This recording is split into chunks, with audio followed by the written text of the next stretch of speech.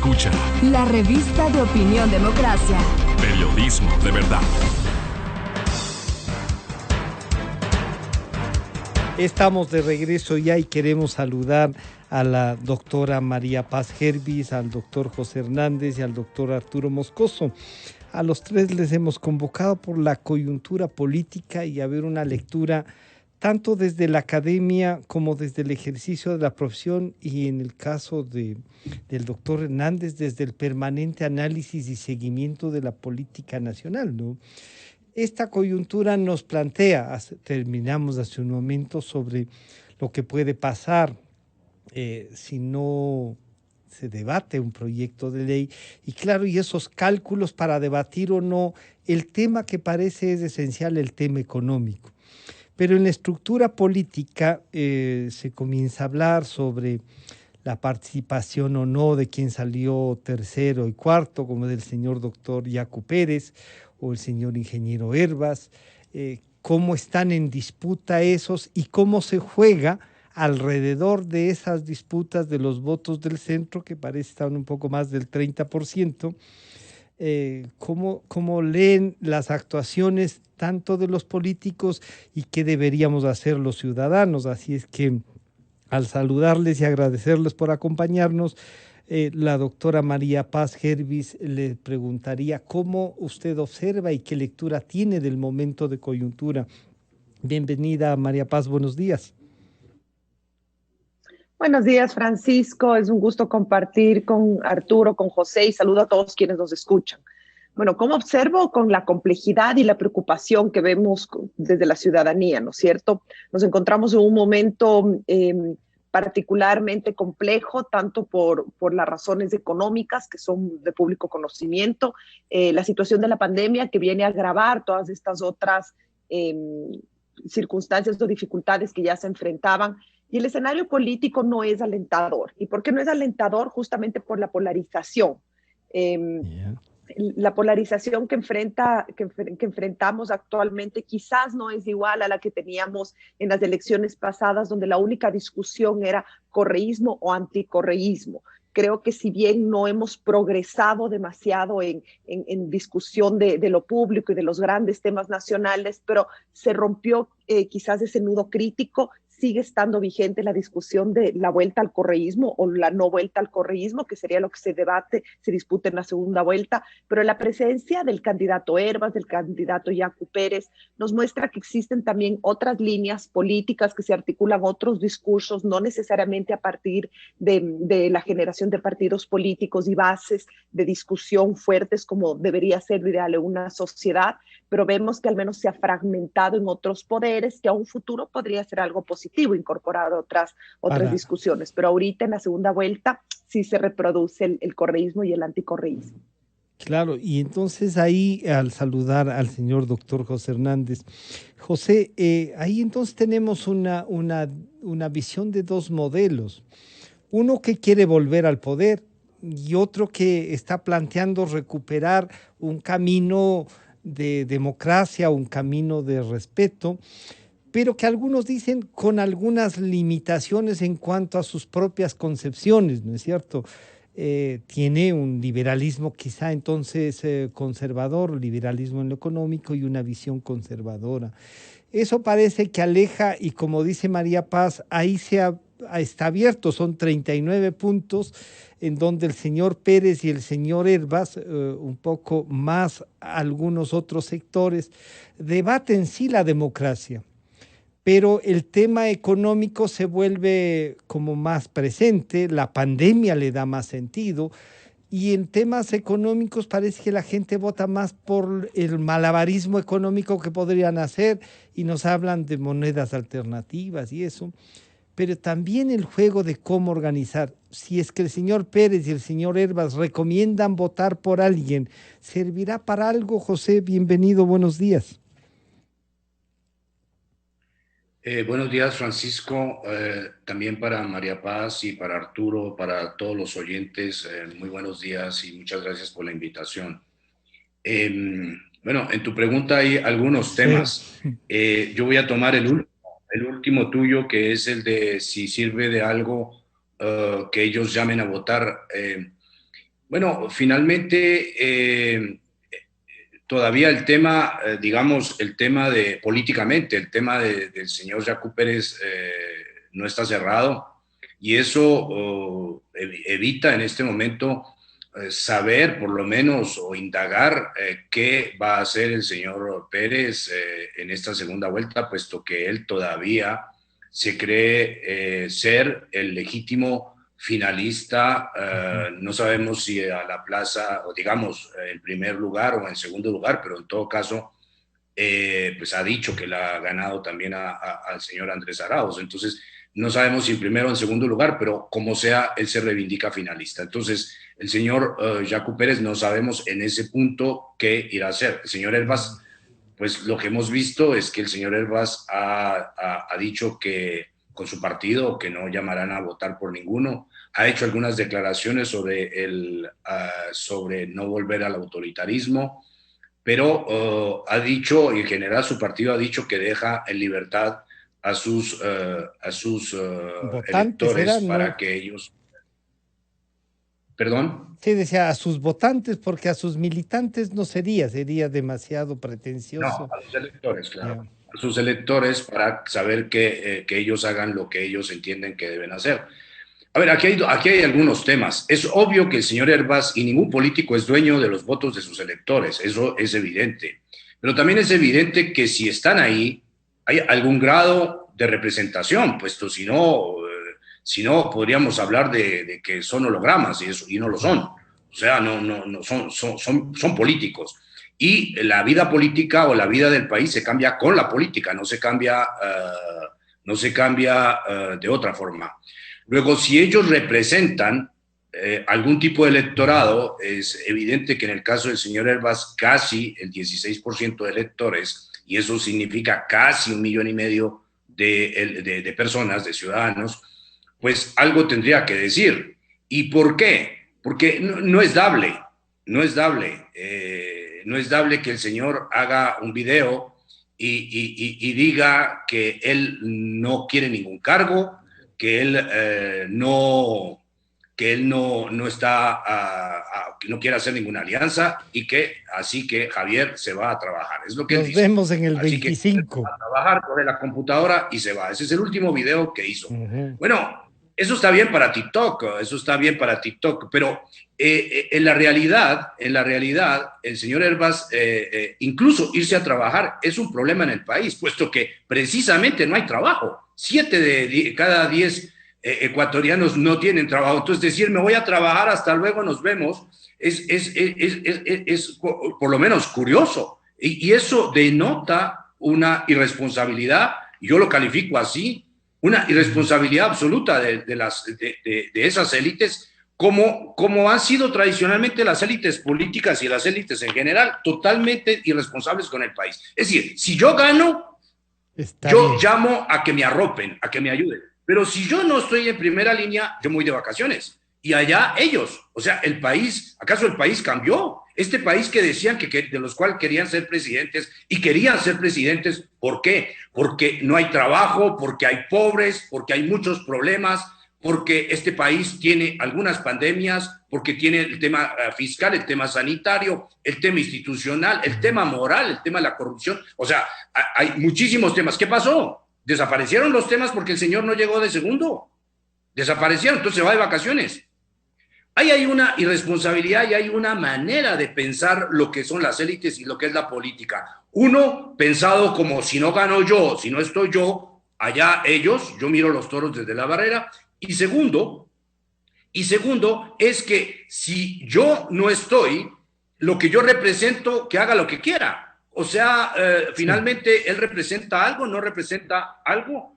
Y un tercer punto, Francisco, me parece que en esto es fundamental ver que estas personas se conciben, y en el caso del señor Hervás se concibe como el 100% de lo que él pudiera hacer. Él no se concibe como el 16% del país. Es decir, ese 16% que él representa no tiene valores, no tiene causas, no tiene nada que hacer en la política en este momento, no tiene nada que definir, no tiene nada que decir.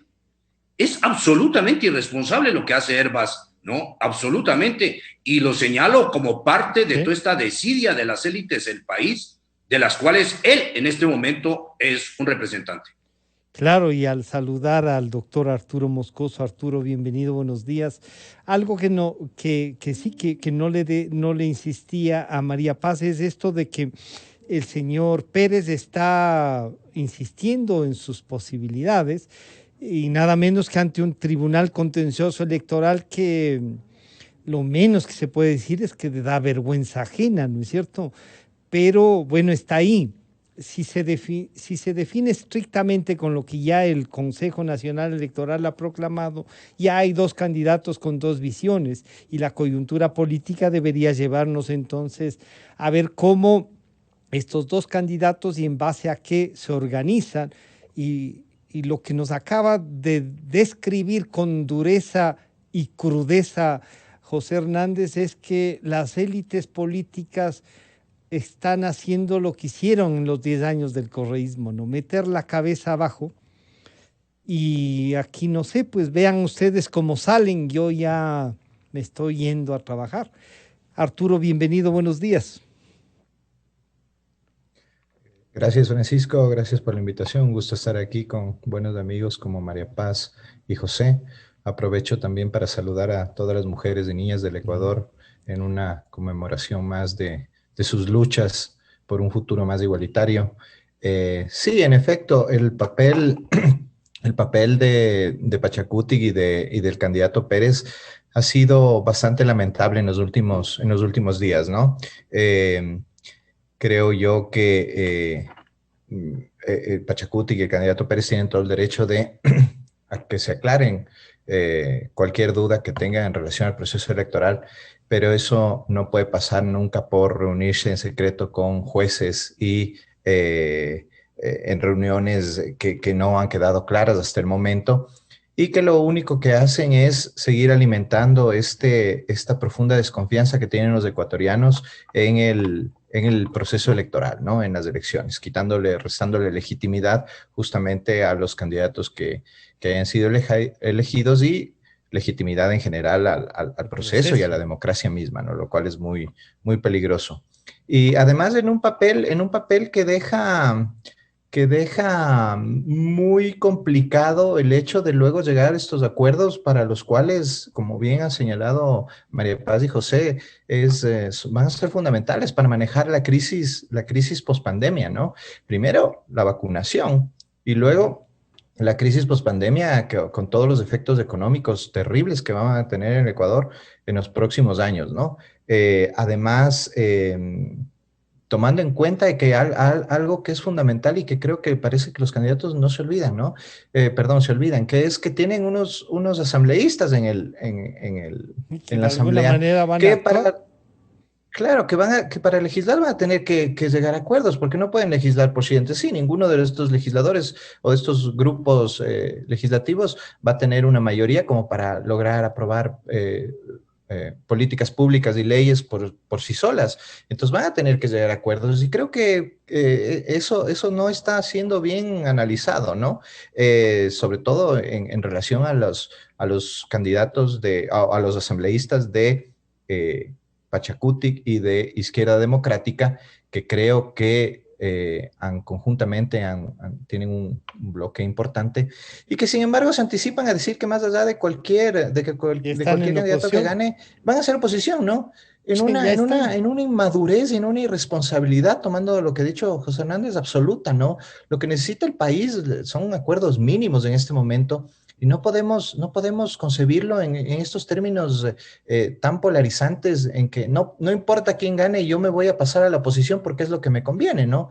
Me parece absolutamente reprochable esa actitud por parte de sus candidatos. Y concuerdo también con José en relación a la actitud de Javier Herbas, ¿no? Él no puede ahora, en un momento histórico, lavarse las manos y decir a ellos, ¿no? Creo que es importante que él tenga un papel también en esta búsqueda de acuerdos mínimos para poder salir de la crisis. Que responda a quienes le brindaron su confianza, que responda a quienes le dieron su confianza al votar por él. como una alternativa, como algo nuevo. Por ¿no? supuesto. Claro, Por supuesto eso que es sí. una responsabilidad de los políticos. Hay que tomar en cuenta. Exacto. Y hay que tomar en cuenta, Francisco, también que si bien los votos no son endosables en el Ecuador Ujú. porque no tenemos partidos programáticos, sí es importante que los liderazgos vayan en un sentido claro Guiando. de su responsabilidad histórica, sobre todo en este momento que creo que no se está analizando con la suficiente madurez política, ¿no? Estamos en un momento crítico en el Ecuador como en el que no se ha vivido en muchísimos años y creo que los políticos están obligados a estar a la altura, ¿no? Claro, María Paz, entonces el proceso puede terminar en el contencioso electoral y definir que ya el señor Arauz y el señor Lazo son los candidatos que van al balotaje. Si es que esto pasa ya, tanto el señor Pérez como el señor Herbas y los otros candidatos deberán tener alguna posición. O los ciudadanos, ¿qué debemos exigir para que esto suceda? Corriéndonos el riesgo que estamos corriendo de lo que pueda pasar en el contencioso electoral y todo lo que hemos visto que pasa, ¿no es cierto? ¿Qué hacemos? ¿Cómo buscamos que la democracia se instale si en algunos casos, como el señor Pérez dice, el fraude es por Lazo, porque él me está quitando el puesto, diría? Después ha dicho también, como nos recuerda José, yo incluso creo que le he ganado a Arauz, y si revisamos todo, ahí está. Pero claro, las pruebas son, aquí le traigo copias de 22,000 actas, y no dice cuál de esas 22,000 están mal o tiene dudas, sino revisen ustedes a ver si está bien. ¿Cómo entendemos esto, María Paz? Bueno, yo creo que José nos trajo a la discusión un tema fundamental, y es que él habló de algunas pandemias que tenemos en el Ecuador. Yeah. Y claro, yo voy a tomar esas palabras para decir Sí. que precisamente entre todas las pandemias que nosotros enfrentamos y de las cuales adolecemos, hoy por hoy la que nos quita el sueño es el COVID, ¿no es cierto? Porque quizás la palpamos más de cerca, pero la falta de ciudadanía, la irresponsabilidad, la ligereza. Él también habló del rol patético de nuestras élites, y cuando pensamos élites, un poco desde la perversidad del discurso maniqueísta, parecería que las élites solo son las élites económicas, también son las élites económicas, pero es la élite intelectual, la élite académica, la élite que genera, quienes tenemos el privilegio de generar opinión pública para bien o para mal. Tenemos por sobre todo que asumir una responsabilidad. Y algo que no está tan incorporado en la discusión de los ecuatorianos y ecuatorianas es eso, es ese asumir responsabilidad. Entonces tenemos, por ejemplo, el caso del señor Herbas, ¿no? Que asumió la candidatura a la presidencia construyendo una vez más, como estamos acostumbrados, una imagen absolutamente personal, donde hemos normalizado esto de que van a partidos, a movimientos políticos casi de alquiler, ¿no es cierto? Cuando eso debería ser el primer elemento de sanción en la democracia, y vemos que no es así. ¿Por qué? Porque no tenemos incorporados estos valores de ciudadanía responsable, de lo que implica la adscripción. El otro día compartía un panel similar con Arturo, y yo argumentaba que el gran déficit nuestro es la falta de institucionalidad en todos los niveles, ¿no es cierto? No tenemos instituciones en los partidos políticos, no está institucionalizado una serie de valores que son elementales para la democracia, si no la democracia no funciona. Entonces es ver que esta crisis del modelo democrático e institucional es algo que impera en nuestro país. Entonces resulta que aquí cualquiera, y lo voy a decir así utilizando palabras muy coloquiales, cualquier hijo de vecino es candidato a la presidencia de la República. Y cuando digo esto, no hago alusión a relaciones sociales. No, aquí más bien si tiene un estatus social muy alto, le será más fácil. Pero cuando digo cualquier hijo de vecino, es cuando digo alguien que no ha construido una trayectoria en lo público. No hablo de que tenga que ser funcionario público, pero cuando me refiero a trayectoria en lo público, para mí no basta con decirme que ha generado empleo. Yo me alegro que haya generado empleo, pero los ciudadanos y ciudadanas tenemos que haber sido voz activa y una construcción pública para decir, yo aspiro a gobernar el país. Eso es inmenso, eso es gigante. No importa cuáles son los requisitos o los no requisitos que establece la Constitución. Quiere ser presidente o presidenta de la República del Ecuador. Eso es un montón. Y como decimos en derecho, el tamaño del encargo va con el tamaño de la responsabilidad. Si tú asumes y tienes este discurso tan emotivo de que los buenos somos más, que es un país bendecido, que los ecuatorianos y ecuatorianas que yo quiero representar, amójate pues. Pero resulta que me va muy bien en mi campaña, tengo una notoriedad, pero después digo, cada uno, verán ustedes por quién votan. No es que estamos pidiendo que venga a darnos órdenes, ni él, ni el señor Iacu Pérez, evidentemente no. Pero que Pero sí lo mínimo que reflexionen sobre ocurre lo que pasa. en una democracia responsable, claro, y asumir responsabilidades, mójate. Otro tema fundamental que es un poco que ven en la línea de lo mismo, es que en el Ecuador tenemos unos tabús, ¿no? Y tenemos muy mal visto el tema de negociar. Resulta que negociar es algo que nos aterroriza. El que negocia, póngase a pensar que en otros contextos hemos tenido a funcionarios de alto nivel que se les ha acribillado porque en el chat se dirigía a los asambleístas. Pues literal, para eso le pago, pues. Yo como ciudadana elijo a mis gobernantes para que gobiernen, pues, no para que intercambien WhatsApp o chat solo con sus amigos. Entonces tú no puedes gobernar solo con los que te caen bien, y eso ya señalaba Arturo. Ya desde ahorita toditos están más bravos, por si acaso. Verán, por si acaso yo voy a hacer oposición, yo por si acaso no voy a negociar. Entonces, si me estás advirtiendo que no vas a cumplir el papel para el cual fuiste electo y que el salario que vas a recibir no va a representar las funciones que tienes. Va en busca de su popularidad y de lo que es popular. José, si tomamos... Yo te elijo a ti para que negocies, claro. Y si tomamos en cuenta esta que es una falta de preparación y de conocer la democracia más, de irla profundizando, estamos frente entonces a una asamblea que desde ya anuncia oposición a todos, y eso le puede abrir a una candidatura la posibilidad de hacer lo que hicieron en el 2007, eliminar la asamblea y ponerse y hacer que venga una que esté acorde al que gana. O la otra posibilidad es que no le permitan gobernar al que va a ganar las elecciones. Y entonces las definiciones, José, pasan primero por que los ecuatorianos veamos ya, no sé si es que esta polarización se va a acentuar más, y sin la participación de las élites que no tienen responsabilidad, que claro, estaban pasando ahí una semana antes de las elecciones, como ya no había el uno que querían. Querrá usted, señor, venga, tome, candidatícese, y tiene éxito, tiene un buen discurso, hace buen TikTok, y entonces ya aquí estamos, ¿no? José, ¿cómo definimos entonces esto? Más la asamblea luchando estos últimos meses que les quedan, no sé si reivindicarse o generar indulgencias para no tratar los temas que deben tratar hasta el último día de mayo que les corresponde, José. A ver, Francisco, primero yo saludo la intervención de Arturo y de María Paz, y estoy totalmente de acuerdo. Me parece que hay ahí la construcción justamente de un discurso desde la ciudadanía que me parece que es tan necesario este momento, Francisco, porque claro, hay políticos, ¿no? Como el señor Hervás, que nos mandó a decir que quién nos paga, ¿no? Quién nos están dando algo porque lo criticamos.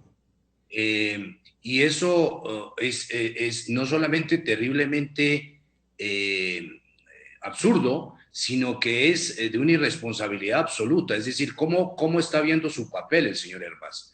¿Cómo está viendo su papel? ¿Cómo está entendiendo su papel? Y me parece que lo que ha dicho Arturo y lo que ha dicho María Paz, que suscribo totalmente, es justamente esta ciudadanía que de alguna manera, Francisco, está inquieta, y yo diría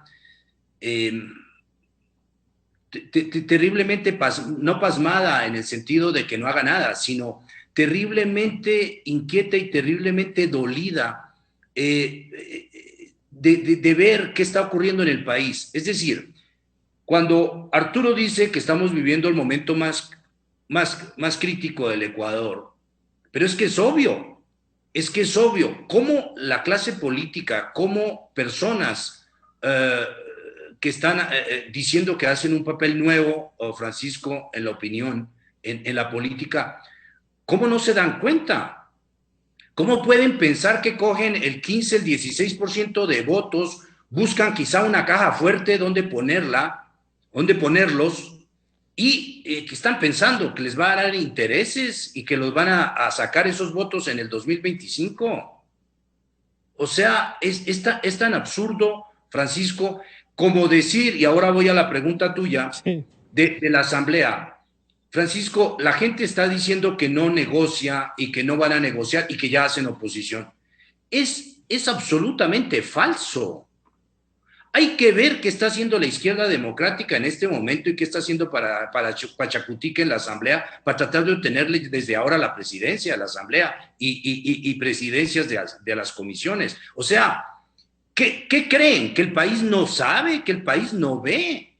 Ese doble discurso, ese discurso absolutamente cansino, absolutamente irresponsable. Ese es el discurso que ha tenido la clase política que, como María Paz bien dice, es parte de la élite. Nosotros también somos parte de la élite, pero lo son también los sindicalistas, lo son también, obviamente, la academia, los movimientos sociales, los líderes, todos aquellos que tengan alguna influencia y algún sentido de lo público, por supuesto que son parte de la élite. Entonces, me parece absolutamente inverosímil que ese discurso nos lo estén haciendo en el momento más crítico del país, que nos estén diciendo que el país se puede caer, pero para yo mantener mi virginidad política, por Dios que la tengo que mantener, entonces yo me puedo absolutamente, tengo que volver a mi urna de cristal, a mi bola de cristal, porque no voy a hacer alianzas, porque no estoy aspirando a ningún cargo. ¿Qué pensarán que es la política, Francisco? ¿Acaso no hemos visto gobiernos de coalición en Chile, en España, en Colombia durante el Frente Nacional, en Francia, en Alemania, por Dios, no los, en Italia, no los hemos visto? No es lo lógico que políticos responsables, en momentos en que los países están en graves crisis, se unan, hagan programas mínimos que los unan para salvaguardar no su virginidad política, sino la vida de los ciudadanos, el futuro de los ciudadanos, el presente de los ciudadanos. Es inverosímil lo que estamos oyendo, Francisco. O sea, no sé qué le toca vivir al país, porque a cada vez que yo preguntaba hace 20 años qué tocaba hacer para hacer un programa mínimo en el país, hace 20 años, bueno, otras personas lo habrán hecho antes, yo lo hago desde hace más o menos 20 años, que pregunto, ¿qué habrá que vivir este país para que los políticos entiendan que tienen que hacer programas mínimos en el país? Bueno, resulta que siempre me han dicho, es que tal vez toca que vivan algo peor, el país tal vez no ha sufrido lo suficiente. Uno dice, o sea, vamos a hacer la pedagogía por el lado del dolor, eso es lo que toca, o sea, toca por el lado del dolor, o sea. Entonces uno dice, pero si ya tenemos crisis fiscal, si tenemos 7 ecuatorianos sobre 10 que no tienen trabajo, si tenemos una pobreza de millones de ecuatorianos en pobreza extrema, si tenemos el COVID, si tenemos falta de inversión, si tenemos un riesgo país de más que ya toca los 1.300 puntos, o sea, ¿qué nos toca más? ¿Qué más quieren para que entiendan que estamos en crisis? ¿No? Y entonces ahora todos están salvaguardando la virginidad política, que además no tienen. Entonces es tan absurdo esto, Francisco, que uno se puede confesar perdido. Claro, y ahí, Arturo, entonces, quizá también se ha satanizado mucho, como nos recordaba María Paz, el acuerdo, la negociación. Un acuerdo, una negociación no siempre es pues un intercambio de favores personales, pero como ustedes han dejado claro, habrá que llegar a acuerdos para esos pasos mínimos que ha de dar el país como tal. Y entonces para eso hay que organizar la asamblea, para eso hay que nombrar un presidente, una presidenta, 2 vicepresidentes, 2 vicepresidentas, hay que nombrar las comisiones. Aquí teníamos a un asambleísta electo que dijo, no sé, a mí donde me pongan, porque ahí les quiero ver, yo no voy a negociar con nadie, yo no estoy en la vieja práctica. Y claro, eso de la vieja práctica parece que no hay que organizarnos para discutir esto que José dice, unos puntos mínimos, ¿no? ¿Cómo entonces no les juzgamos cuando ya comienzan a los diálogos o están calculando qué pasa en la segunda vuelta para recién ahí ver si vamos a tener o no gobernabilidades de la Asamblea, Arturo? Bueno, yo estoy de acuerdo en lo que acaba de decir Francisco en relación a que habrá muchos legisladores que estén esperando a ver cómo cómo caen las frutas, como quien dice, ¿no? En Ujú. relación a la segunda vuelta electoral. Pero más allá de eso, yo sí creo que se debe ya empezar a hablar sobre una agenda mínima dentro de la Asamblea para enfrentar la crisis terrible que se viene, ¿no? Ujú. Y quitarle esto de que los acuerdos sean una mala palabra, ¿no?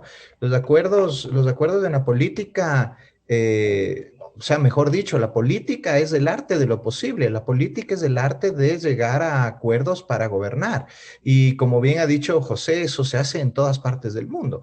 El problema en el Ecuador es que esto siempre se ha satanizado y se piensa que los políticos tienen que mantenerse absolutamente alejados de cualquier otra línea política para conservar a sus electores, para conservar a sus, a sus apoyos dentro de las mismas organizaciones políticas. Y esto no es así. Esto es un mal entender la práctica de la política, ¿no? Y claro, eso nos ha ocasionado en muchos momentos históricos del país, estas mayorías móviles o estos acuerdos por debajo de la mesa, como estas coaliciones fantasmas, como los llama Andrés Mejía, en relación a acuerdos que más bien son poco transparentes, ¿no? Y que eso sí hay que criticar. La política se tiene que construir en base a acuerdos que sean conocidos por los votantes para lo que podamos exigir que rindan cuentas, Ujú. porque también la política es de rendición de cuentas frente a los ciudadanos. En esa medida, pues, anticipar que yo no voy a acordar con nadie, ni voy a trabajar con nadie porque me quiero mantener al margen de lo que sucede en el país, es absolutamente irresponsable, ¿no?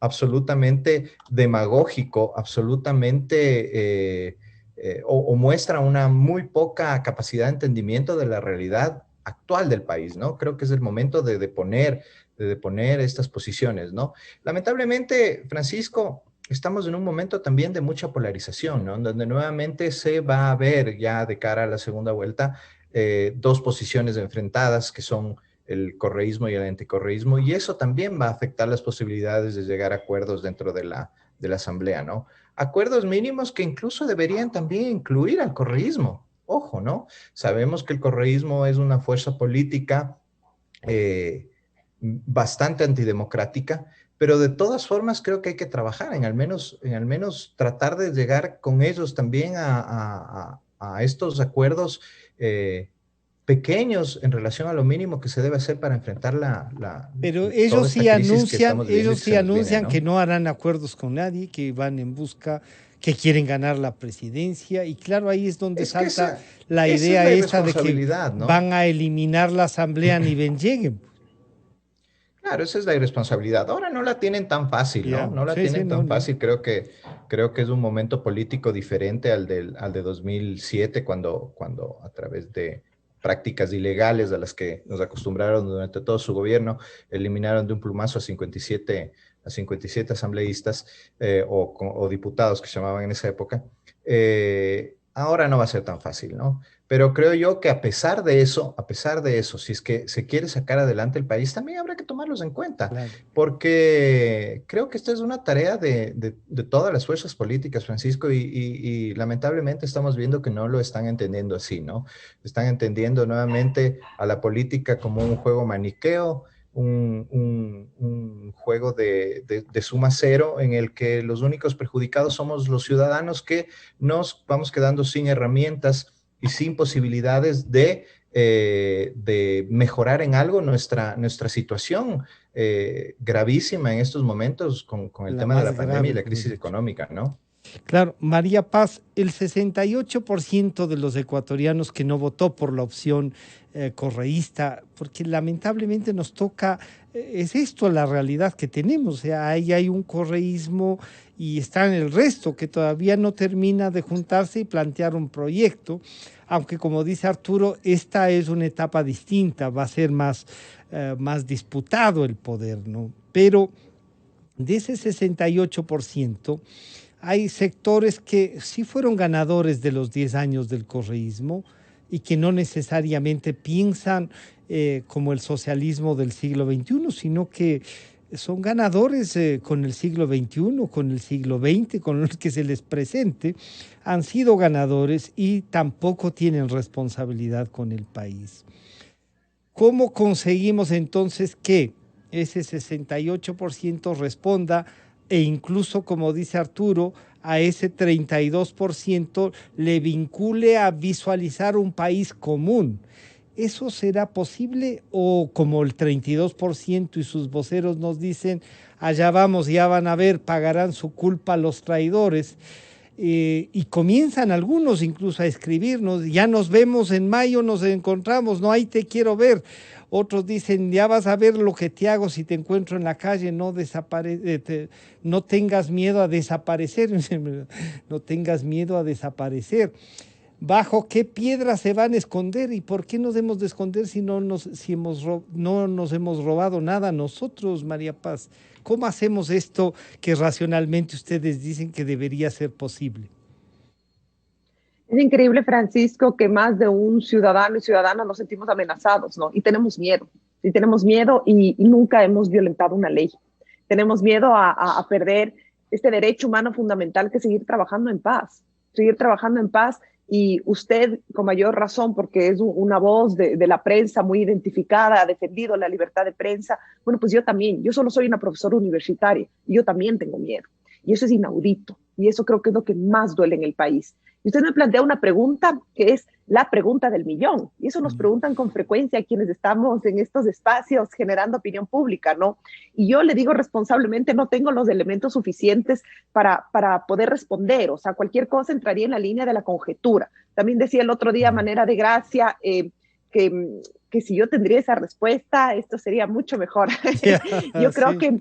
que lo que nosotros tenemos es, aquí voy a plantear algo que es un reto, y le soy sincero, es un reto para todos nosotros, y es el conciliar.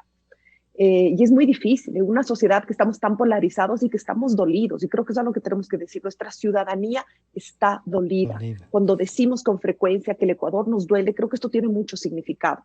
Yo cumplí 40 años recién, y yo conversaba con mis papás este fin de semana y decía, desde que yo tengo uso de razón, siempre el Ecuador ha estado complicado. Es que nunca ha habido bonanza, siempre hemos estado muy mal, siempre hemos tenido, pero quizás lo que percibo ahorita, y les preguntaba a ellos, de una sensación inclusive de angustia, si quiere, es que decían, no sé si es por el momento en que estoy en mi vida, porque bueno, finalmente somos adultos, ya tenemos responsabilidad, y tienes hijos, y mi esposo y yo, los dos somos empleados, somos profesionales, y vemos a nuestros guaguas y sientes profunda angustia del futuro. Y entonces quizás lo que mis padres me decían es que lo que ellos sí perciben ahora es esa ruptura social que se ha agudizado. Sí. Y aquí creo que también tenemos que ser muy honestos. No podemos pensar que el correísmo creó todo. Sí, destruyó muchas cosas y también incorporó en un imaginario colectivo muchas cosas, pero también puso en evidencia una sociedad de profundas desigualdades, donde no implica que tenemos culpa. La culpa no podemos tener, y tenemos que romper ese imaginario de que tenemos culpa, que ha sido muy rentable, ¿no es cierto?, para un discurso maniqueísta. Pero sí tenemos que asumir una responsabilidad. Y ahí incluyo yo a todos y a todas. Y eso quizás nos va a obligar a nosotros. Yo siempre digo, y le soy sincera con mucho orgullo, que yo nunca fui funcionaria pública del correísmo. Yo tengo eso, llevo como una bandera de orgullo. Pero ¿sabe qué? También he llegado al punto de dejar de juzgar a quienes sí lo han hecho. Tenemos una generación de profesionales que su primer trabajo fue en el sector público. Y creo que por mucho que nos cueste a quienes vemos visceralmente el daño que se hizo durante determinado gobierno al Ecuador, tenemos que dejar de responsabilizarles por eso, porque también es real, era la lógica del mercado, era lo que había. Es lo que había. Lo que tenemos que tratar es de mirar hacia adelante construyendo una ciudadanía responsable, y eso nos incluye a todos y a todas. Y esto implica el exigir cuentas, el exigir a esos candidatos que aparecen, que brillan, que irresponsablemente cargan un montón de votos, pues ahora quiero que venga con una propuesta a largo plazo, pues exigir, y eso se castigue en el voto, y vemos que lamentablemente no hay castigo con eso, a los partidos que ponen a cualquier persona que aparece por ahí. Exigir a un candidato como el señor Yacu Pérez, a quien yo, como muchos otros ecuatorianos, aunque no votamos por él, le teníamos un inmenso respeto por su papel en lo público, que aunque yo no comparta todo, pues le respetaba, que se ponga serio, que aquí no se trata de hacer berrinche como un niño malcriado cada vez que no conseguimos lo que queremos. Si quieres tener la talla de participar democráticamente, pues tienes que tener la talla de asumir las consecuencias de ese juego. No es perfecto, pero es lo más limpio posible. ¿Dónde está ese famoso amor por el país? Y lo que estás buscando es romper todos los niveles de institucionalidad de un país que ya está roto. ¿Dónde está ese amor por la patria? Creo que otros, sin cantar tanto y sin declarar tanto amor, estamos trabajando todos los días con mucho dolor y con mucho miedo. Y así también se construye ciudadanía. Entonces yo creo que lo que nos toca ahorita es ponernos fuertes, exigir, generar opinión pública sin miedo. El miedo nos paraliza y exigir unos proyectos a largo plazo, como bien señalaban José, como bien señalaban Arturo. Aquí yo no me atrevo a decir cómo se revierte el voto, porque yo no sé eso, pero lo que sí sé es cómo asumimos la ciudadanía con responsabilidad y dejar claro que no podemos volver a permitir los atropellos que normalizamos. Arturo decía cómo normalizamos ese trance bajo la mesa, ¿no? Cuando yo era guagua se hablaba del hombre del maletín, y yo me acuerdo que en el Congreso había un señor que transitaba con un maletín, pues. Claro, pues ahora ya no tenemos eso porque hay transferencias a paraísos fiscales y todo lo demás. Pero yo les comentaba con un grupo de ex estudiantes hace una semana más o menos que me invitaron a conversar con ellos. Y yo les decía, oigan, no se olviden que normalizamos unas prácticas para favorecer esas mayorías móviles que eran absolutamente burdas. Y ni siquiera lo de los manteles que mencionó Arturo, que fue súper grotesco. Oigan, pero recordemos, de todos los eventos que hay, yo me acuerdo particularmente alguno que necesitaban un voto específico, inmediatamente se consiguió que el asambleísta vote y al siguiente día en Santo Domingo de los Áchilas, todos los concejales se pusieron de acuerdo, votaron al alcalde y la cónyuge del diputado, del asambleísta que favoreció el día anterior, inmediatamente asumió la alcaldía. Y de estas tenemos, pero es que un montón. José Hernández con sus colegas, justamente desde su plataforma de investigación tan seria, han aportado todos estos datos. Oigan, y entra por aquí, sale por acá, pues, y normalizamos, y no nos indigna, y ese es, y no nos duele. Ese es el mayor peligro, el que se normalice. Parece que eso es, incluso para algunos es el éxito, el maniqueísmo, la posibilidad de reventar todo eso ha sido el éxito. José, lo que hay es esto. Van a insistir algunos a través del señor Pérez en deslegitimar el proceso para que, yo diría, que ninguno de los dos que van a competir tenga legitimidad cuando llegue y van a disfrutar generando más caos. Yo decía algo en una otra conversación, esto es un relajo bien organizado. Y este relajo bien organizado, primero tienen discutiendo quién es el segundo, mientras el primero, al que ellos dicen también combatir, tiene espacio para seguir trabajando y los otros defendiendo cómo se termina el tema. Hay una utilización perversa de todo esto, pero también a ratos nos descuidamos lo que el gobierno debe seguir haciendo y cuidando que no pase lo que ha pasado no hace mucho en el seguro campesino. Siguen haciendo negocios. ¿Quiénes? Los que llegaron hace 14 años, José. Entonces tenemos varios frentes que cubrir. Y lo que María Paz ha dicho, o sea, si el miedo es el poder de los otros, que estén preocupados, porque el miedo les perdimos apenas comenzaron a zapatear teniendo el poder que tenían. O sea, miedo, ¿dónde van a estar? Aquí. ¿Dónde más van a estar? Aquí ellos son los que tienen la plata para poderse ir. Pero todo esto genera una condición, José, y como nos acostumbras a deshilar todo esto, ¿cómo vamos a deshilar también los ciudadanos de esto, José? El único problema con tus preguntas es que pones... Son grandes y un libro podrías hacer. Media de respuesta y no hay tiempo, pero bueno, a ver, en el tema que tú planteabas del relajo bien organizado, eso me parece una expresión bien a propósito y bien tinosa, bien pertinente. Yo quisiera solo dejar señalado, Francisco, que en este relajo bien organizado participan hasta jueces como Ángel Torres.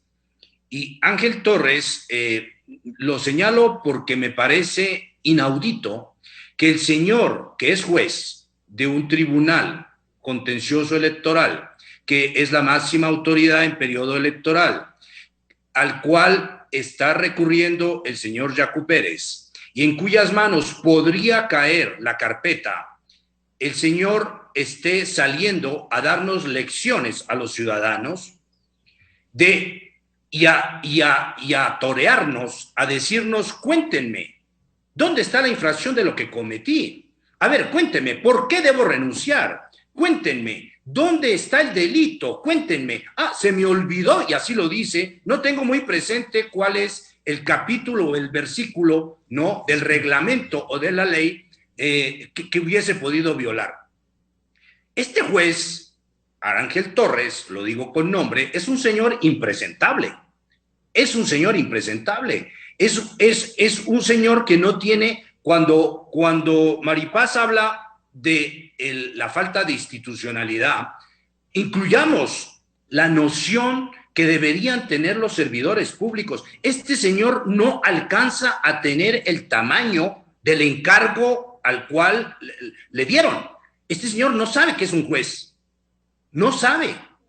Y entonces, Francisco, estamos ante un señor que, siendo autoridad, va y se reúne clandestinamente con una parte de una causa y dice, pero si yo no soy el juez, yo no soy, es el señor Muñoz. Ah, y el señor Muñoz, ¿qué es lo que va a hacer? Darle eventualmente ingreso a la carpeta del señor Yacu Pérez, que eventualmente termina, ¿dónde? En las manos del señor Ángel Torres. Y el señor dice, ah, pero como todo esto yo no voy a tocar. Claro, no va a tocar porque lo pescaron, lo pescó la posta. Y entonces, al haberlo pescado, entonces el señor ahora, al ser descubierto, dice, claro, si me tocara, ahora sí renuncio. Pero si no lo pescaban, ¿hubiera renunciado? No hubiera renunciado. Es un impresentable el señor Ángel Torres, y tiene que saberlo. Es un señor que no sabe. Él se dice persona decente, no sabe lo que es la decencia. La decencia implicaría que todo lo que ha hecho en este momento, el señor hubiese tenido que renunciar. Punto 1, Francisco. Y el punto 2, que me parece importante en este momento, es que evidentemente, digamos que lo que le queda al gobierno, Francisco, lo que le queda al gobierno, que era la otra parte de tu pregunta, bueno, al gobierno le quedan pocas cosas. Yo quería hacer una pequeña frase, una pequeña reflexión para no acaparar la palabra, por favor, diciendo lo siguiente. El presidente rompió con Rafael Correa, no acabó la tarea, nunca reemplazó al sistema del señor Correa por algo, no le dio un rumbo al país, no tuvo ni la fortaleza ni la visión para hacerlo.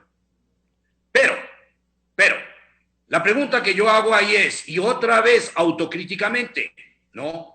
Autocríticamente como ciudadano y como periodista, autocríticamente la pregunta es, si el señor no lo hizo, las élites lo empujaron, le dijeron, le señalaron que no lo estaba haciendo. Las élites tienen una visión de país que hubiera dicho, no estás haciendo esto, Lenín Moreno, esto deberías hacer.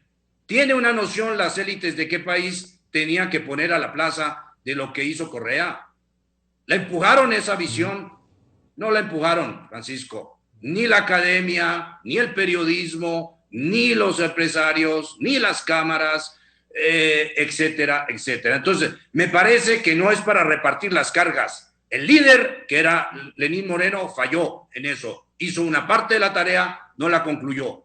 Pero también tenemos que pensar, Francisco, que este país da la impresión que tiene muy desarrollado el síndrome del chivo expiatorio, que hace que le encarga a alguien las cosas, se desentiende y después le pasa la factura. Porque el chivo expiatorio es eso, buscar un culpable, Francisco, y ese culpable, por supuesto, no soy yo, es otro. Es otro, ¿sí? Siempre estamos viendo quién es a quién echar la culpa y resulta que la responsabilidad pasa incluso por lo que hagamos el 11 de abril. Arturo, para concluir y agradecerles, siempre nos falta tiempo con ustedes y hay que hacer este ejercicio con la ciudadanía porque si algo también nos falta es estas reflexiones públicas con dureza muchas veces, pero con las sensibilidades que despiertan todos los días ustedes, no tanto para la cátedra como para el análisis.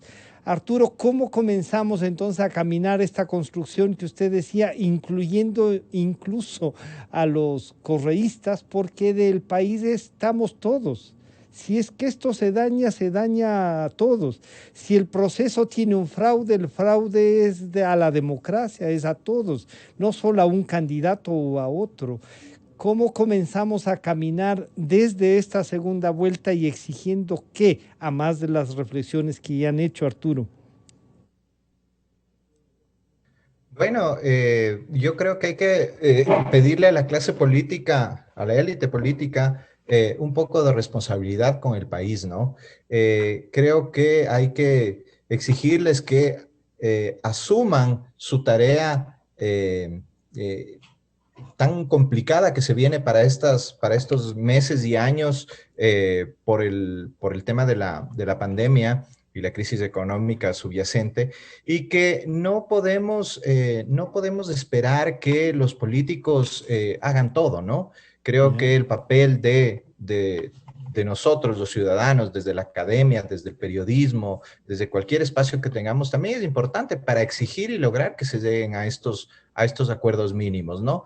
Nuevamente, Francisco, recordar que la política es el arte de lo posible, la política tiene que ser de acuerdos, la política tiene que ser de compromisos no en relación a lo que a mí me conviene, sino en relación a lo que le conviene al país, gobernar para el país, dejar de gobernar para ellos mismos, ¿no? Para sus intereses, el ponerse en posiciones de yo voy a hacer oposición porque no me importa quién gane, igual voy a hacer oposición. Eso es profundamente irresponsable con el país, profundamente irresponsable con la ciudadanía, que lo que está esperando es que quien llegue al poder y los asambleístas que ahora se van a posicionar el 24 de mayo, lo que hagan es trabajar por nosotros, lo que hagan es trabajar para tratar de paliar la crisis.